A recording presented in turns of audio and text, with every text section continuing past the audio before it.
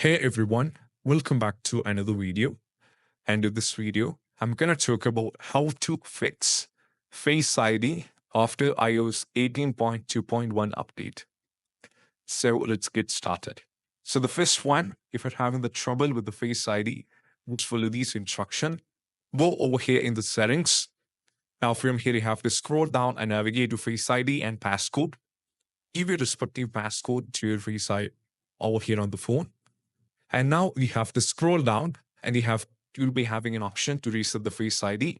So you have to try for resetting the Face ID. But you'll be getting a message like, do not stolen device protection to reset Face ID, or Face ID cannot be reset while stolen device protection is on. So if you check over here at the bottom, you can see the stolen device protection is on. So if you try to turn off the stolen device protection, it will be asking for your Face ID. So if you go over here and you try to turn off this one, they're going to ask you for the Face ID. And you have to keep in mind, every single time when you try to give the face ID, sometimes it will not be get detected. So not be able to turn off the stolen device protection, which result you will not be able to reset the Face ID.